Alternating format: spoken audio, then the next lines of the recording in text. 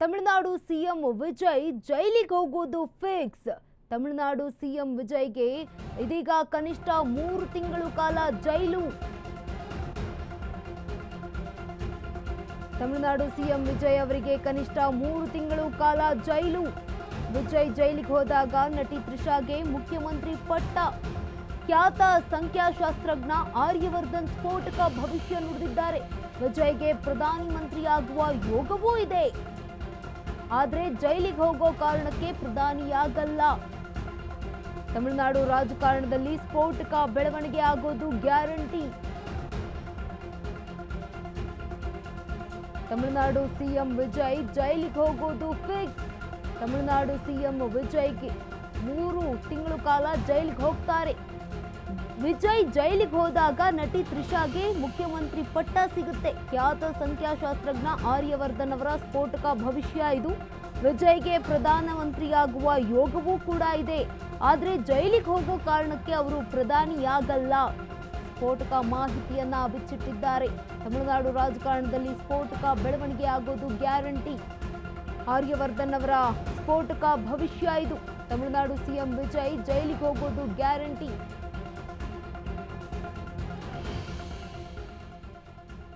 Tamil Nadu CM ನೂತನವಾಗಿ ಆಯ್ಕೆಯಾಗಿರುವಂತದ್ದು ದಳಪತಿ ವಿಜಯ್ ಅವರು. ಇದೀಗ ಅವರು ಜೈಲಿಗೆ ಹೋಗ್ತಾರೆ ಅಂತ ಖ್ಯಾತ ಸಂಖ್ಯಾಶಾಸ್ತ್ರಜ್ಞರಾಗಿರುವಂತಹ ಆರ್ಯವರ್ಧನ್ ಅವರು ಸ್ಫೋಟಕ ಭವಿಷ್ಯವನ್ನ ನುಡಿದಿದ್ದಾರೆ. ವಿಜಯ್ಗೆ ಪ್ರಧಾನಮಂತ್ರಿ ಆಗುವಂತಹ ಯೋಗವೂ ಕೂಡ ಇದೆ, ಆದ್ರೆ ಅವರು ಜೈಲಿಗೆ ಹೋಗೋ ಕಾರಣಕ್ಕೆ ಪ್ರಧಾನಿ ಆಗಲ್ಲ ಅಂತ ಹೇಳಿದ್ದಾರೆ. ತಮಿಳುನಾಡು ರಾಜಕಾರಣದಲ್ಲಿ ಸ್ಫೋಟಕ ಬೆಳವಣಿಗೆ ಆಗುತ್ತೆ, ಇದಂತೂ ಗ್ಯಾರಂಟಿ ಎಂದಿದ್ದಾರೆ. ವಿಜಯ್ ಪಕ್ಷ ಟಿವಿಕೆ ಗೆದ್ದ ಸಂಖ್ಯೆ 108. 108 ಅಂದ್ರೆ ಆಂಬ್ಯುಲೆನ್ಸ್ನ ಸಂಖ್ಯೆ. ವಿಶ್ವಾಸ ಮತಯಾಚನೆಯಲ್ಲಿ ಪಡೆದ ಮತ 144. 144 ಕಾನೂನು ಸುವ್ಯವಸ್ಥೆಗೆ ಸಂಬಂಧಪಟ್ಟ ಸಂಖ್ಯೆ. ಪೊಲೀಸ್ ಅಥವಾ ಆಂಬ್ಯುಲೆನ್ಸ್ ವಿಚಾರಕ್ಕೆ ಸಿಕ್ಕಿ ಬೀಳ್ತಾರೆ ವಿಜಯ್. ಸಂಖ್ಯಾಶಾಸ್ತ್ರಜ್ಞ ಆರ್ಯವರ್ಧನ್ ಗುರೂಜಿಯವರ ಸ್ಫೋಟಕ ಭವಿಷ್ಯ ಇದು. ವಿಜಯ್ ಪಕ್ಷ ಟಿವಿಕೆ ಗೆದ್ದಿದ್ದು 108. ಆಂಬ್ಯುಲೆನ್ಸ್ ಸಂಖ್ಯೆ ಕೂಡ 108. ವಿಶ್ವಾಸ ಮತಯಾಚನೆಯಲ್ಲಿ ಮತ ಪಡೆದಿದ್ದು ಕೂಡ 144. 144 ಕಾನೂನು ಸುವ್ಯವಸ್ಥೆಗೆ ಸಂಬಂಧಪಟ್ಟ ಸಂಖ್ಯೆಯಾಗಿದೆ.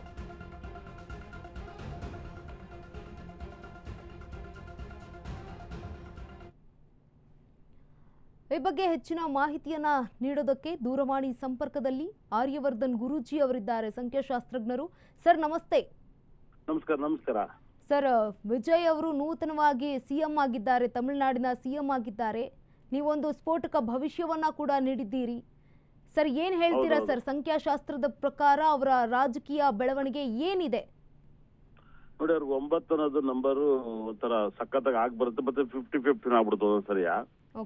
ಹಾಗಾಗಿ 9ನೇ ತಿಂಗಳು ಕರೂರಲ್ಲಿ 27ನೇ ತಾರೀಕಲ್ಲಿ ಅವರು 52 ಜನನು ಕಾಲ್ಪನಿಕ ಮರಣವನ್ನು ಹೊಂದ್ತಾರೆ.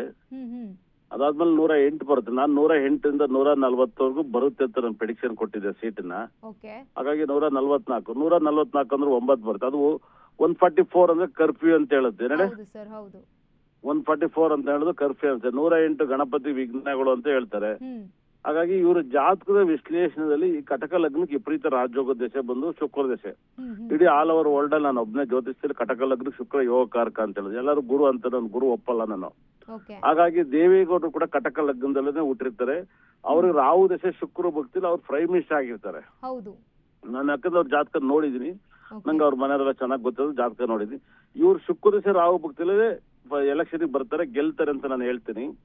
ಗೆದ್ದು ಅವ್ರಿಗೆ ಏನಾಗುತ್ತೆ ಅಂದ್ರೆ, ಅವ್ರಿಗೆ 12ನೇ ಮನೆಯಲ್ಲಿ ಸೂರ್ಯ ಮತ್ತೆ ಬುಧ ಶನಿ ಗ್ರಹ ಇದ್ದಾರೆ. ಶನಿ ಬುಧ ಸೂರ್ಯ ಇದು ಬಹಳ ವೆರಿ ಡೇಂಜರ್ ಅಂತ ಹೇಳುತ್ತೆ. ಶನಿ ಮತ್ತೆ ಸೂರ್ಯ ಯಾರ ಕಾಂಬಿನೇಷನ್ ಇರುತ್ತೋ ಅವ್ರು 100% ಜೈಲು ಊಟ ಮಾಡಲೇಬೇಕು ಅಂತ ಹೇಳುತ್ತೆ. 100% ಮಾಡ್ಬೇಕು ಅಂತ ಹೇಳುತ್ತೆ. ಕುಟುಂಬಾಧಿಪತಿ ಇದರಲ್ಲಿ ಏನಾಗುತ್ತೆ ಅಂದ್ರೆ, ಕುಟುಂಬ ಸ್ಥಾನಾಧಿಪತಿ ಬುಧನು ಕೂಡ ಏನಿನ 10 ವರ್ಷದಲ್ಲಿ ಅವ್ರು ಸೂರ್ಯ ದಶೆ ಮುಗಿದ ಶುಕ್ರ ದಶೆ ಮುಗಿದ ತಕ್ಷಣ ಅವ್ರ ತಂದೆ ಕೂಡ ಮರಣವನ್ನ ಹೊಂದ್ತಾರೆ ಅಂತ ಪ್ರೆಡಿಕ್ಷನ್ ಕೊಡುತ್ತೆ. ಇದು ಪಕ್ಕಾ ಹೇಳತ್ತೆ. ಇದನ್ನೆಲ್ಲ ನಾನು ಹೇಳಿದೀನಿ, ತಮಿಳ್ ಚಾನಲ್ ಕೂಡ ಹೇಳಿದೀನಿ. ಹಾಗೆ ಸಪ್ತಮದಲ್ಲಿ ಇರುವಂತ ಶನಿಗ್ರಹ ಆ ವ್ಯಯಸ್ಥಾನಕ್ಕೆ ಬಂದ್ರೆ ಅವ್ರ ವೈಫ್ ಇನ್ಯಾವತ್ತು ಬರಲ್ಲ ಅಂತ ಹೇಳಿದೀನಿ. ಲಗ್ನದಲ್ಲೇ ಚಂದ್ರ ಮತ್ತೆ ಕುಜ ಅಂದ್ರೆ ಇಡೀ ಎಲ್ಲಾ VIP ಗಳು ಕೂಡ, ನಾನು ಇವತ್ತು ಎಲ್ಲಾ ಸಿನಿಮಾ ನಟರು ಕನ್ನಡದಲ್ಲಿ ಆಗಿರ್ಬೋದು, ಬೇರೆ ಆಗಿರ್ಬೋದು, ಎಲ್ಲಾ ಜಾತಕರನ್ನ ನೋಡ್ರಿಂದ ಚಂದ್ರ ಮತ್ತೆ ಕುಜಗ್ರಹ ಇದ್ರೆ ಎಲ್ಲರೂ ಕೂಡ ಡೈವರ್ಸ್ ಆಗ್ತಾರೆ. ಅದು ನರೇಂದ್ರ ಮೋದಿ ಜಾಗದಲ್ಲೂ ಕೂಡ ಲಗ್ನದಲ್ಲಿ ಕುಜ ಚಂದ್ರಗ್ರಹ ಇದ್ದಾರೆ. ಹಾಗಾಗಿನೇ ಡೈವರ್ಸ್ ಆಗಿ ಆಗತ್ತೆ ಅವ್ರ ವೈಫ್ದು. ಜೈಲಿಗೆ ಹೋಗೇ ಹೋಗ್ತಾರೆ. ಓಕೆ, ತ್ರಿಷಾ ಅವರು ಮುಖ್ಯಮಂತ್ರಿ ಆಗ್ತಾರೆ ಅಂತ ಹೇಳಿದ್ದೀರಿ ಸರ್? ಹೌದೌದು, ಆಗುತ್ತೆ, ಯಾಕೆ ಆಗ್ಬಾರ್ದು? ಹೇಗೆ ಅಂತ? ಯಾಕಂತಂದ್ರೆ ಅವ್ರು ಇನ್ನೂ ಚುನಾವಣೆಗೆ ಸ್ಪರ್ಧೆ ಮಾಡಿಲ್ಲ. ಮೇಡಮ್ MLC ಬೇಕಾದ್ರೆ ಮಾಡಿ CM ಮಾಡ್ಬೋದು. ನಮ್ಮ ಪ್ರಪಂಚದಲ್ಲಿ ಯಾರು ಮೇಡಮ್ ಕಾನೂನಿನ ದೇವ್ರ? ಮನುಷ್ಯನೇ ಮಾಡೋದು ಕಾನೂನನ್ನ. ಇವಾಗ ಬಾರ್ ಲೈಸೆನ್ಸ್ ಕೊಡ್ತಾರೆ, ಮತ್ತೆ ನಾಳೆನೂ ಬೇಡ ಅಂತಾರೆ. ಇವತ್ತು ಏಕಾತೆ ಮಾಡಿ ಅಂತ ಇವತ್ತು ಹೇಳ್ತಾವ್ರೆ. ಪಾಪ ಎಷ್ಟು ವರ್ಷದಿಂದ ಕಣ್ಣೀರಲ್ಲಿ ಕೈ ತೊಳಿತಾರೆ. ಒಂದು ರೂಲ್ಸ್ ಅನ್ನೋದಿದ್ಯಾ? ಇವತ್ತು ಎಲ್ಲಾರ ಮೇಲೂ ಕಾರ್ ಇದಾವೆ. ರೋಡ್ ಯಾರು 100 ಅಡಿ ರೋಡೇ ಮಾಡಕ್ಲಿಲ್ಲ. ಇನ್ನು ಕಾನೂನುಗಳು ಇವಾಗ ಎಲೆಕ್ಷನ್ ವೋಟ್ ಹಾಕ್ತಿವಿ, 100 ಅಡಿ ರೋಡೇ ಮಾಡಿಲ್ಲ ಇವತ್ತರೆಗೂ. ಬರೀ 30 ಅಡಿ ರೋಡಲ್ಲಿ ಗಾಡಿ ಓಡಿಸ್ಕೋಬೇಕು. ಒಂದ್ ಮಕ್ಳು ಆಟ ಆಡಂಗಿಲ್ಲ ರೋಡಲ್ಲಿ. ನಮ್ಗೆ ನಾಚಿಕೆ ಆಗುತ್ತೆ ಈ ಪ್ರಪಂಚವನ್ನ ಅಧಿಕಾರ ಯಾರ ಕೈ ಕೊಡ್ತಾ ಇದೀವಿ ಅನ್ನೋದನ್ನ. ಅವ್ರು ಬಿಟ್ರೆ ಅವ್ರು ಬಿಟ್ರೆ ನರೇಂದ್ರ ಮೋದಿನ ಅಟ್ಯಾಕ್ ಮಾಡಂತ ತಾಕತ್ತಿರೋದು ವಿಜಯ್ಗೆ ಒಬ್ಬರಿಗೇನೆ. ಇದನ್ನ ನಾನು ಓಪನ್ ಚಾಲೆಂಜ್ ಮಾಡಿ ಹೇಳ್ತೀನಿ. ಕಾಂಗ್ರೆಸ್ ಪಕ್ಷ ಕರೆಕ್ಟ್ ಆಗಿ ಬಳಸ್ಕಿದ್ರೆ ಈ ವಿಜಯ್ ಫೋಟೋನ ಆಲ್ ಓವರ್ ವರ್ಲ್ಡ್ ಫಾಲೋವರ್ಸ್ ಇದಾರೆ ವಿಜಯ್ಗೆ. ಆಮೇಲೆ ವಿಜಯ್ ಒಳ್ಳೆ ಕೆಲಸ ಮಾಡ್ತಾರೆ. ಅದರಿಂದ ನರೇಂದ್ರ ಮೋದಿನ ಬೇಕಾದ್ರೆ ಸೋಲಿಸಬಹುದು, ತಾಕತ್ತಿದೆ. ಮುಂದಿನ ವರ್ಷ ಇದೇ MP ಸೀಟಲ್ಲಿ BJP ಸೋಲಿಸಿ ಕಾಂಗ್ರೆಸ್ ಮತ್ತೆ ಈ TVK ಪಕ್ಷವನ್ನು ತಗೊಬಂದ್ರೆ ಎಲ್ಲಾ ಕಡೆಯಿಂದಲೇ ವಿಜಯದ ಕ್ಯಾಂಪೇನ್ಸ್ ಮಾಡ್ಕೊಂಡ್ರೆ ಜನ ಆಲ್ ಓವರ್ ವರ್ಲ್ಡ್ ವೋಟ್ ಹಾಕ್ತಾರೆ. ಪ್ರೈಮ್ ಮಿನಿಸ್ಟರ್ ಯೋಗ ಇದೆ. ನಾನು ತ್ರಿಷಾ ಅವರ ಭವಿಷ್ಯ ಹೇಗಿದೆ ಸರ್? ಜಾತಕ ಏನಾದ್ರು ನೋಡಿದ್ರಾ? ದಿಶಾ ಜಾತಕ ನ್ಯೂಮರಾಲಜಿ ಪ್ರಕಾರ ನೋಡಿದ್ವಿ. ಅವ್ರು 4ನೇ ತಾರೀಕು ಅವ್ರು ಬರ್ತಾರೆ. ಅವ್ರ ಜಾತಕ ತುಂಬಾ ಅದ್ಭುತವಾಗಿದೆ. ವಿಜಯ್ ಅವ್ರ ಮನೆ ಮುಂದ್ಗಡೆನೆ ಮನೆ ಇದೆ, ಅಪಾರ್ಟ್ಮೆಂಟ್ಸ್. ಅದೇ ತರ ಹಾಗಾಗಿನೇ ಅವ್ರಿಬ್ರಿಗೂ ರಿಲೇಶನ್ಶಿಪ್ ಚೆನ್ನಾಗಿದೆ, ಫ್ರೆಂಡ್ಶಿಪ್ ಚೆನ್ನಾಗಿದೆ.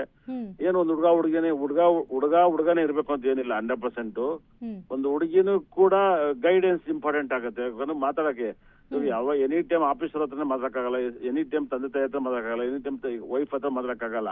ಮನಸ್ಸು ಬಿಚ್ಚಿ ಮಾತಾಡಂತ ಒಂದು ಹೃದಯ ಅನ್ನೋದು ಬೇಕಾಗುತ್ತೆ. ಅವಾಗಲೂ ಅದು ಆಯುಸ್ಸಿಗೂ ಅಭಿವೃದ್ಧಿ ಆಗುತ್ತೆ. ತ್ರಿಷಾ ಏನಪ್ಪಾ ಅಂದ್ರೆ ಲೂಸ್ ಸ್ಟೇಟ್ಮೆಂಟ್ ಏನು ಕೊಡಲ್ಲ. ವಿಜಯ್ಗೂ ಅದೇ ಬೇಕು, ಅವ್ರಿಗೂ ಅದೇ ಬೇಕು. ಅವ್ರಿಬ್ರಿಗೂ ಅಂಡರ್ಸ್ಟ್ಯಾಂಡಿಂಗ್ ಇದೆ. 100% ಈ ಸರಿ ಬರ್ಬೋದಾಯ್ತು, ಈ ಸರಿ ಬರಲ್ಲ. MP ಸೀಟ್ ವರೆಗೂ ಆಪ್ಷನ್ ಇಟ್ಕೊತಾರೆ. ಯಾಕಂದ್ರೆ MP ಸೀಟ್ ಇಂಪಾರ್ಟೆಂಟ್ ಆಗುತ್ತೆ. MP ಸೀಟ್ 40 ಹೊಡಿನೇಬೇಕು ಅಂತ ಕಾಯ್ತಾವ್ರೆ. ಹಾಗಾಗಿ ಗಾಸಿಪ್ ಬೇಡ ಅಂತ ಇರ್ತಾರೆ. ಇವಾಗ ಹೆಂಗ್ ನಾವು ಪರಿಚಯ ಹಂಗೆ ಇರ್ಬೇಕು ಅಂತ ಹೇಳ್ತಾರೆ. MP ಆದ್ಮೇಲೆ ತ್ರಿಷಾನ ಎಲ್ಲಾರು MLC ಮಾಡ್ಬೋದು, ಇಲ್ಲ MP ನಿಲ್ಲಿಸ್ಕೋಬಹುದು, ಆಪ್ಷನ್ ಇದೆ.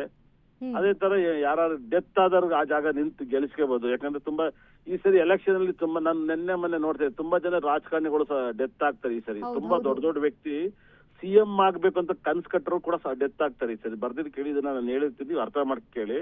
CM ಆಗ್ಬೇಕು ಅಂತ ಇರ್ತಾರೆ, ಡೆತ್ ಆಗ್ಬಿಟ್ಟಿರ್ತಾರೆ. ಅಂತ ಜಾಗದಲ್ಲಿ ಕೂಡ ನಿಲ್ಸಿ ಎಲೆಕ್ಷನ್ ಅಲ್ಲಿ ಗೆಲ್ಲಿಸ್ಕೋಬೇಕು. ಏನ್ ಅರ್ಜೆಂಟ್ ಆಗಿ ಏನಿಲ್ಲ, ಅದೊಂದು ಸೀಟ್ ಗೆಲ್ಲಿಸ್ಕೊಳಕ್ ಯಾರು ಬೇಕಾದ್ರೂ ಡೆತ್ ಆಗ್ತಾರೆ. ತಮಿಳ್ನಾಡಲ್ಲಿ ಎಲ್ಲಾರು ಏಜ್ ಆಗಿರೋ ಕ್ಯಾಂಡಿಡೇಟ್ಗಳು ಇರೋದು. ಸರ್, ವಿಜಯ್ ಅವರ ಒಂದು ಜಾತಕವನ್ನ ಗಮನಿಸಿದಾಗ 2ನೇ ಮದ್ವೆ ಯೋಗ ಏನಾದ್ರೂ ಇದೆಯಾ ಸರ್? ಮದ್ವೆ ಆಗ್ಬೋದು. ಮದ್ವೆ ಆದಾಗ ಏನಾಗುತ್ತೆ ಗೊತ್ತಾ, ತಪ್ಪಾಗುತ್ತೆ. ಯಾಕಂದ್ರೆ ಇವಾಗ ನೋಡಿ ವಿಜಯ್ ಈ ಮಗಳನ್ನ ತಂಗಿನ ಸಾಕ್ತಾವ್ರೆ. ಆದ್ರೆ ವಿಜಯ್ ಬಂದು ತ್ರಿಷನ್ ಜೊತೆ ಇದಾರೆ ಅಂತ ಜನ ಗಾಸಿಪ್ ಮಾಡ್ತಾವ್ರೆ. ಅದು ವಿಧಿ ಲಿಖಿತ, ನನಗದ್ ಬೇಡದಿರೋ ವಿಷಯ. ಆದ್ರೆ ಒಂದು ಮಾತು, ಮದ್ವೆ ಆಗ್ದಲ್ಲ ಆರಾಮಾಗಿರ್ತಾರೆ. 100% ಮದ್ವೆನೇ ಆಗ್ಬೇಕನ್ನಂಗೇನಿಲ್ಲ, ಆರಾಮಾಗಿರ್ತಾರೆ ಅವರಿಬ್ರು. ಸರ್, ತಮಿಳುನಾಡು ರಾಜಕಾರಣದಲ್ಲಿ MGR ಜಯಲಲಿತಾ ಅಂತ ಹೇಳ್ತಾರೆ. ಆ ರೀತಿಯಾಗಿ ಈಗ ವಿಜಯ್ ಮತ್ತೆ ತ್ರಿಷಾ ಅಂತ ಹೇಳ್ತಾರೆ. ಈ ಜೋಡಿ ಏನಾದ್ರೂ ಕಮಾಲ್ ಮಾಡುತ್ತೆ ಸರ್ ತಮಿಳುನಾಡಲ್ಲಿ ರಾಜಕಾರಣದಲ್ಲಿ? 100% ಮಾಡುತ್ತೆ ಮೇಡಮ್. ತಮಿಳುನಾಡಲ್ಲಿ ADMK DMK ಎರಡು ಸರ್ವನಾಶ ಆಗುತ್ತೆ. ವಿಜಯ್ ಪಕ್ಷ ಸ್ಟ್ರಾಂಗ್ ಆಗುತ್ತೆ. 100% ಸಕ್ಸಸ್ ಅನ್ನ ಕಾಣ್ತಾರೆ. ಇನ್ನು 10 ವರ್ಷ ಅದೇ ಪಕ್ಷ ಸರ್ಕಾರದಲ್ಲಿ ಇರುತ್ತೆ. ಇದ್ರ ಮಧ್ಯದಲ್ಲಿ ದೇವೇಗೌಡರ ತರ ಈ ಕರೆಕ್ಟ್ ಆಗಿ ಪ್ಲಾನ್ ಮಾಡದಿದ್ರು ಕೂಡ ಒಂದು ಪ್ರೈಮ್ ಮಿನಿಸ್ಟರ್ ಆಗ್ತಾರೆ, ಪ್ಲಾನ್ ಮಾಡಿದ್ರು ಪ್ರೈಮ್ ಮಿನಿಸ್ಟರ್ ಆಗ್ತಾರೆ ವಿಜಯ್. 100% ಆಗ್ತದೆ. ಅದನ್ನ ನಾನೇ ಫಸ್ಟ್ ಪ್ರೆಡಿಕ್ಷನ್ ಮಾಡಿದ್ದು.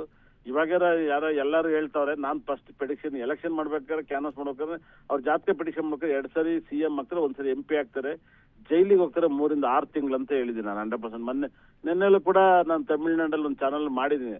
CM ಪ್ರೈಮ್ ಮಿನಿಸ್ಟರ್ ಆಗ್ತಾರೆ ಅನ್ನೋದನ್ನ ಜನ ಓಕೆ ಮಾಡ್ತಾರೆ. ನಾನು ಎಂದಿನಂತೆ ಸತ್ಯ ಹೇಳಿದ್ರೆ ನೆಗೆಟಿವ್ ಕಮೆಂಟ್ ಮಾಡ್ತಾರೆ. ಅವ್ರು ಜೈಲಿಗೆ ಹೋಗ್ತಾರೆ, ಯಾರು ಬಿಡ್ತಾರೆ, ಕೆಟ್ಟದಾಗ ಮಾಡ್ತಾರೆ. ಇದು ಸಹಜ, ನಾವೇನು ಮಾಡಕ್ಕಲ್ಲ. ನಾನೇನು ಕರ್ನಾಟಕದಲ್ಲಿ ಓಪನ್ ಆಗಿ ಮಾತಾಡೋದು. ತಮಿಳ್ನಾಡಲ್ಲೂ ಕೂಡ ಈ ಮಾತನ್ನ ಹೇಳಿದ್ದೀನಿ ನಾನು. ತಮಿಳಲ್ಲೂ ಕೂಡ ಈ ಪಾದನ ಹೇಳಿದ್ದೀನಿ. ಅದನ್ನ ಆಲ್ಮೋಸ್ಟ್ಲಿ ತುಂಬಾ ಜನ ಕಮೆಂಟ್ಸ್ ಮಾಡ್ತಾರೆ ಇರ್ತಾರೆ, ನೋಡ್ತಾರೆ. ನಂಗೆ ತಮಿಳ್ ಬರಲ್ವಲ್ಲ, ಅದರಿಂದ ಗೊತ್ತಾಗಲ್ಲ. ಇಲ್ಲ, 100% ಜೈಲಿಗೆ ಹೋಗ್ತಾರೆ ಮೇಡಮ್ ವಿಜಯ್. ಓಕೆ, ಅಂದ್ರೆ ಯಾವ ತಿಂಗಳಲ್ಲಿ ಹೋಗ್ಬಹುದು ಅಂತ ಏನಾದ್ರೂ ಗೊತ್ತಾಗುತ್ತಾ ಸರ್? ಯಾವ ಗೊತ್ತಾಯ್ತು. ಕಾರಣಕ್ಕೆ ಅನ್ನೋ ಒಂದು ಇದ್ರಲ್ಲಿ ನೀವು ಹೇಳಿದ್ರಿ ಈಗ ಜಾತಕ ಅದ್ರ ಅವ್ರು ತಪ್ಪು ಮಾಡಿ ಹೋಗಲ್ಲ, ತಪ್ಪನ್ನ ಕೂರಿಸ್ತಾರೆ, ಗೋಬೆ ಕೂರಿಸ್ತಾರೆ. ರಾಜಕೀಯದ ಮೇಲೆ ಅದು ಮಾಮೂಲಿ ಮೇಡಮ್. ಬೆಳೆದಿರೋ ಮನುಷ್ಯನ ಒಂದು ಇಕ್ಕಟ್ಟು ಸಿಗಿಸ್ತಾರೆ, ಕಳಿಸ್ಕೊಡ್ತಾರೆ. Okay, thank you sir. ಆಗುತ್ತೆ ಅಶ್ವವೇಗ ಆಗುತ್ತೆ. ಅದರಿಂದ ಇನ್ನೂ ಜವಾಬ್ದಾರಿ ತಗೋಬಹುದು. ವಿಜಯ್ ಬಂದು ಅದರಿಂದ ಜವಾಬ್ದಾರಿ ತಗೋಬಹುದು. ಅವ್ನ್ ಬೇಗ ಕಳಿಸ್ಕೊಟ್ರೆ ನರೇಂದ್ರ ಇವಾಗ ಅವ್ನ್ ಸಿನಿಮಾ ನಿಲ್ಸಿದ್ರು. ಸಿನಿಮಾ ನಿಲ್ಲಿಸಿದಾಗ ಇವಾಗ ಸಿನಿಮಾ ನಿಂತು ಜೈ ಅದು ಯಾವ್ದೋ ಒಂದು ಜೆ ಅಕ್ಷರದಲ್ಲೇ ಬಂತು ಸಿನಿಮಾ.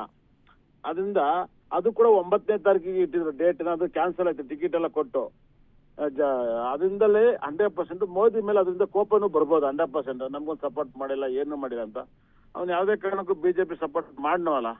ಇವಾಗ ಮುಂಚೆ ಇವಾಗ ಜಯಲಲಿತಾ ಪಕ್ಷನ ಹೊಡೆದಾಕಿದ್ದಾರೆ. ಇವಾಗ ಅವರೇ ಇವ್ರಿಗೆ 30 ಜನ ಬಂದು ಜಾಯ್ನ್ ಆಗಿದ್ದಾರೆ. ಮತ್ತೆ ಶಶಿಕಲಾ ಬಂದು ವಿಜಯ್ ಸಪೋರ್ಟ್ ಮಾಡ್ತಾರೆ ಮೇಡಮ್, ಇಂಡೈರೆಕ್ಟ್ ಆಗಿ. 100% ವಿಜಯ್ ಜಾತಕನ ಮುಟ್ಟಕ್ಕಾಗಲ್ಲ ಇವಾಗ. ಓಕೆ, ಈಗ ಸರ್ ನೀವು ಹೇಳ್ತಾ ಇದ್ರಿ ಒಂದು 108 ಹಾಗೆ 144 ನಂಬರ್ ಅನ್ನೋದು ಆ ಒಂದು ಪ್ರೊಡಿಕ್ಷನ್ ಮೂಲಕ ಹೇಳ್ತಿರೋದು ಅಂತಂದ್ರೆ ಜೈಲಿಗೆ ಹೋಗ್ತೀರಾ ಅಂತ. ಕರೂರು ಒಂದು ಕಾಲ್ತುಳಿತ ಪ್ರಕರಣಕ್ಕೆ ಸಂಬಂಧಪಟ್ಟಂತೆ ಏನಾದ್ರೂ ಜೈಲಿಗೆ ಹೋಗೋ ಚಾನ್ಸಸ್ ಇದೆಯಾ ಅಂತ? ಅದ್ರ ಪ್ರಕಾರ ಇಲ್ಲ ಮೇಡಮ್. ಅದು ಇವಾಗ ವೇದಿಕೆಗೆ ಸಿನಿಮಾದಲ್ಲ ಅದು ಕ್ಯಾನ್ಸಲ್ ಮಾಡ್ತಾರೆ. ಅವಾಗ ಎಲ್ಲರಿಗೂ ಹಂಗೇನಾದ್ರು ಅವ್ನು ಜೈಲಿಗೆ ಹೋದ್ರೆ ನಾಳೆ ನರೇಂದ್ರ ಮೋದಿ ಕ್ಯಾನ್ವಸ್ ಮಾಡ್ಬೇಕು, 4 ಜನ ಸಾಯಿಸ್ಬಿಟ್ಟು ನರೇಂದ್ರ ಮೋದಿನ ಜೈಲಿಗೆ ಹೋಗಪ್ಪ ಅಂದ್ಬಿಡ್ತಾರೆ. ಆಮೇಲೆ ಅದನ್ನೆಲ್ಲ ಆಗಲ್ಲ. ಕಾನೂನಲ್ಲಿ ಅದನ್ನ ಒಪ್ಪಕ್ ಬರಮೇಲೆ ರಾಜಕಾರಣಿಗಳು ಕ್ಯಾನ್ವಸ ಮಾಡಕ್ಕಾಗಲ್ಲ, ಸಿನಿಮಾ ನಟಗಳು ಬಂದು ವೇದಿಕೆ ನೋಡಕ್ಕಾಗಲ್ಲ. ಅದನ್ನ ಯಾವ್ದೇ ಕಾರಣಕ್ಕೂ ರೂಲ್ಸ್ ಮಾಡಲ್ಲ. ಬೇರೆ ರೀತಿಯಲ್ಲಿ ಮಾಡ್ತಾರೆ, ಬೇರೆ ರೀತಿಯಲ್ಲಿ ಪ್ಲಾನ್ ಮಾಡ್ತಾರೆ, ಬೇರೆ ರೀತಿಯಲ್ಲಿ ಮಾಡ್ತಾರೆ. ಇಲ್ಲಾಂದ್ರೆ ನಮ್ಮ ಸಿನಿಮಾ ನಟರುಗಳು ಎಲ್ಲೂ ಆಚೆ ಬರಂಗಲ್ಲ. ಬಂದ್ರೆ ಸತ್ತೋದ್ ಹೋಗಿ ಜೈಲಿಗೆ ಅಂದ್ಬಿಡ್ತಾರೆ. ಆಮೇಲೆ ದರ್ಶನ್ ಅವ್ರ ಬಗ್ಗೆ ಕೂಡ ಪ್ರಿಡಿಕ್ಷನ್ ಮಾಡಿದ್ರಿ ಸರ್. ಹೌದು. ಈಗ ಅವ್ರಿಗೂ ಕೂಡ ಈಗ ಜಾಮೀನ್ ಸಿಕ್ಕಿಲ್ಲ. ಇಲ್ಲ, ನಾನು ಕೂಡ ಹೇಳಿದ್ದೀನಿ ಈ ಸರ್ಕಾರ ಇರೋರ್ಗು ಅವ್ನು ಆಚೆ ಬರಲ್ಲ ಅಂತ. ಬಂದ್ಮೇಲೆ ಕೂಡ ಇನ್ನು 10 ವರ್ಷ ಬೇಕು ಅವ್ರ ಜಾತಕ. ಈ ತೀರ್ಪು ನಾನು ಇವತ್ತು ಬೆಳಗ್ಗೆ ನಿಮ್ಗೆ ಗೊತ್ತಿಲ್ಲ ಯಾರ ಕೇಳಿದ್ರು, ನಾನು ಹೇಳಿದೆ 100% ತೀರ್ಪು ಏನ್ ಬೇಕಾದ್ರೂ ಆಗ್ಬೋದು, ಅವ್ರ ಪ್ರಕರಣ ಆಗ್ಬೋದು, ಆಗದಲ್ಲೇ ಇರ್ಬೋದು, ಇನ್ನೂ 1 ವರ್ಷದ ಮಾತು ಅಂತ ಹೇಳಿದೆ. ಹಾಗಾಗಿನೇ ದರ್ಶನ್ ಅವ್ರಿಗೆ ಖಂಡಿತ ಕೂಡ ಅವರು ನನ್ನ ಪ್ರಕಾರ 2027ವರೆಗೂ ಟೈಮ್ ಚೆನ್ನಾಗಿಲ್ಲ. 2027 ಆದ್ಮೇಲೆ ದರ್ಶನ್ ಟೈಮ್ ಚೆನ್ನಾಗಿರೋದು. ಯಾಕಂದ್ರೆ ದರ್ಶನ್ ಅವರು 16ನೇ ತಾರೀಕಲ್ಲಿ ಹುಟ್ಟಿದ್ದಾರೆ. 2ನೇ ತಿಂಗಳು 1977, 12 ಕಾಲ ಮಡಿಕೇರಿಯಲ್ಲಿ ಹುಟ್ಟಿದ್ದಾರೆ. 100% ಅವ್ರಿಗೆ ವೃಷಭ ಲಗ್ನಕ್ಕೆ ಬಂದು ಗುರು ಕೆಟ್ಟನು. ಗುರು ತುಂಬಾ ವೆರಿ ವೆರಿ ಕೆಟ್ಟನು. ಗುರು 12ನೇ ಮಲ್ಲಿದ್ದಾನೆ. ಗುರು ಸ್ಥಾನ ಒಂದು ತುಂಬಾ ಕೆಟ್ಟದಾಗಿದೆ. ಹಾಗಾಗಿ ಗುರುದಶೆ ಮುಗಿದು ಶನಿ ದಶೆ ಆಕ್ಟಿವೇಟ್ ಆಗ್ಬೇಕು. ಶನಿ ದಶೆ ಆಕ್ಟಿವೇಟ್ ಆದ್ರೆ ಸರೋಗುತ್ತೆ. ಮತ್ತೆ ಆರಾಧನಗರ ವಾಸ್ತು ಇಲ್ಲ. ನೀವು ಕಾರ್ಯಕ್ರಮಕ್ಕೆ ಒಂದಕ್ಕೆ ಬಂದಿದ್ರಿ, ನೀವು ಮಾತನಾಡಿದ್ರಿ, ಆ ವೇಳೆ ಹೇಳಿದ್ರಿ ದರ್ಶನ್ ಅವರಿಗೆ ಈ ವಿಚಾರವಾಗಿ ಸಂಬಂಧಪಟ್ಟಂತೆ ಬೇಲ್ ಸಿಕ್ಕೇ ಸಿಗುತ್ತೆ ಈ ತಿಂಗಳಲ್ಲಿ ಅಂತ. ಬಟ್ ಇವತ್ತು ಈ ತಿಂಗಳಂತಲ್ಲ, ಅವ್ರಿಗೊಂದು ಯೋಗ ಜಾತಕದ ಬಗ್ಗೆ ಪ್ರೆಡಿಕ್ಷನ್ ಮಾಡಿದ್ವಿ. ಗುರು ಚೇಂಜ್ ಆಗೋದ್ರೆ ಮುಂದಿನ 6ನೇ ತಿಂಗಳು, ಮುಂದಿನ ತಿಂಗಳು 2ನೇ ತಾರೀಕು, ಮುಂದಿನ ತಿಂಗಳು 2ನೇ ಗುರು 2ನೇ ತಾರೀಕು ಗುರು ಚೇಂಜ್ ಆಗ್ತಾರೆ. ದರ್ಶನ್ ಜಾತಕ 2027ವರೆಗೂ ಟೈಮ್ ಚೆನ್ನಾಗಿಲ್ಲ. ನಂಗೆ ಚೆನ್ನಾಗಿ ಗೊತ್ತು 2020. ನನ್ ಮುಂಚೆ ಅವ್ರಿಗೆ ನನ್ಗೆ ಅವಾಗ ಫಸ್ಟ್ ಬೇಲ್ ಆದಾಗ ನಾನು ಈ ತರ ಮಾಡಿ ಅಂತ ನಾನೇ ಹೇಳಿದೆ ಅವ್ರ ಫ್ಯಾಮಿಲಿಗೆಲ್ಲ. ಆದ್ರೆ ಅವ್ರ ಜಾತಕದಲ್ಲಿ ಕೈವಾಡಗಳು ಇರೋದ್ರಿಂದ ಕಷ್ಟ ಆಗುತ್ತೆ 100%.